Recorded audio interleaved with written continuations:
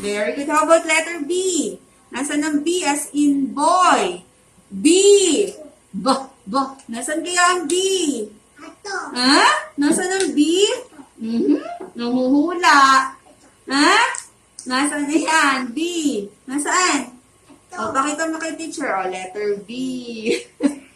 Sunod, letter C. Where is letter C? O, ilagay sa mukha. Nasaan ang letter C?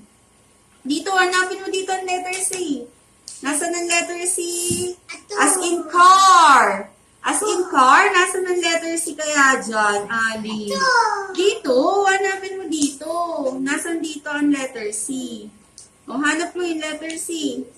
Hanapin dito yung letter C. Nasaan dyan? Turo pakita kay teacher ko na yan. Pakita mo kay teacher. Pakita kay teacher ang letter C. Very good. Okay, next. Letter D. Nasaan ang letter D as in dog? Ano yung nalagayin? Opo, nasaan ang letter D? Lagi dito, lagi. Nasaan ang letter D? Pakita mo kay teacher yung letter D dito. Kunin dito, letter D. Kunin mo yung letter D. Dito. Dito, Ali. Kunin mo ang letter D. D as in dog, Ali. Ali. Hindi yan B. Letter D. Hanap dito ang letter D. Opo, hanapin dito ang letter D.